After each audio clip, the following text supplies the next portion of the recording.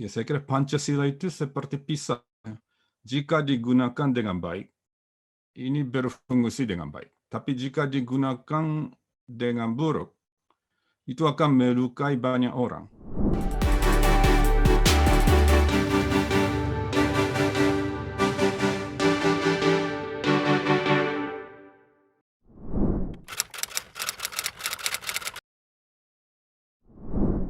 Indonesia itu adalah negara yang sangat penting dalam 4 hal. Pertama, negara terbesar di kawasan Asia Tenggara.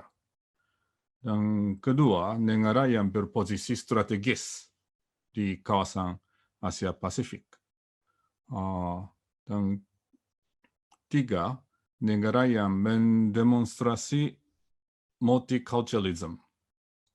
Dan keempat, akhirnya, negara yang bisa menjadi contoh baik untuk dunia maupun masa depan manusia seluruhnya.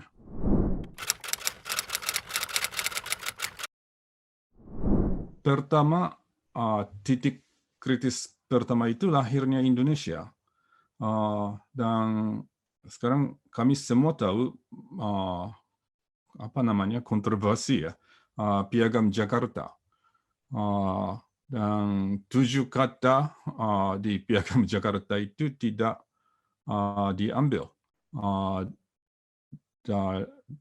di dalam salah satu kata di konstitusi. 7 kata itu adalah dengan kewajiban menjalankan syariat Islam bagi pemeluk-pemeluknya. Dan memang ada beberapa opini tentang ini, dan saya kira 2002 Piagam Jakarta itu diangkat dan menjadi masalah politik karena kaum Islam memang mengembalikan masalah kata 7 kata ini sebagai salah satu dasar di negara Indonesia. Tapi ini tidak jadi di waktu lahirnya di Indonesia maupun tahun 2002. Dan kedua, titik kritis itu saya kumpulkan Orde Lama dan Orde Baru. Karena dua zaman itu zaman mencari bentuk yang cocok dengan komunitas Indonesia. Di zaman Soekarno maupun zaman Soeharto. Saya kira sampai sekarang masih ada diskusi tentang bentuk negara Indonesia itu apa. Tetapi waktu Orde Lama dan Orde Baru, Pancasila itu menjadi bahan untuk berdiskusi. Ya, saya kira Pancasila itu seperti pisau. Jika digunakan dengan baik, ini berfungsi dengan baik. Tapi jika digunakan dengan buruk, itu akan melukai banyak orang. Dan Pancasila itu bisa digunakan sebagai aksi kekerasan terhadap masyarakat atas nama Pancasila. Jadi titik kritis kedua Orde Lama dan Orde Baru itu, diskusi pimpinan-pimpinan maupun masyarakat itu bentuk Indonesia yang paling cocok itu apa. Tapi selalu ada Pancasila digunakan dengan baik maupun digunakan dengan buruk. Titik kritis yang ketiga adalah zaman reformasi. Ini memang era demokratisasi. Jadi reaksi terhadap Orde Baru yang penuh kekerasan terhadap masyarakat adalah cabutnya Pancasila. Jadi masyarakat tidak ingin membicarakan Pancasila. Nama Pancasila itu pun tidak dibicarakan. Tapi setelah di zaman ekstremisme ya, jadi Jamaah Islamiyah dan lain-lain itu banyak orang mulai kembalikan Pancasila.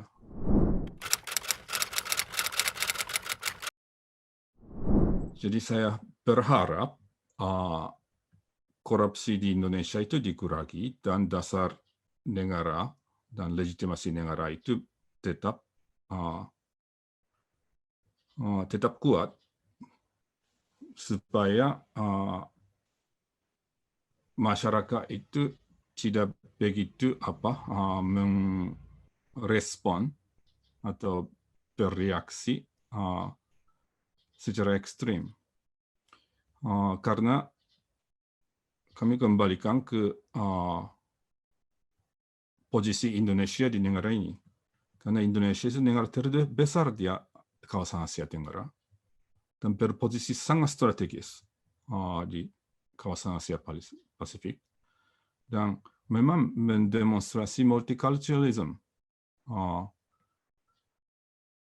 suku, agama maupun antar golongan. Saya kira Indonesia itu sudah mendemonstrasi multiculturalism itu bisa. Dan akhirnya Indonesia itu negara yang bisa menjadi contoh untuk dunia maupun manusia di seluruh dunia. Kalau Indonesia gagal, itu mengirim message yang sangat buruk untuk dunia. Dan saya berharap Indonesia tetap kuat. Saya berharap Indonesia tidak akan gagal, misalnya menolak opini yang lain, opini minoritas, dan ambil jalan ke arah ekstremisme. Karena ekstremis itu selalu menekan orang lain. Dan saya berharap di Indonesia bisa menjadi negara yang bisa menjadi contoh baik untuk dunia seluruhnya maupun masa depan manusia. Terima kasih.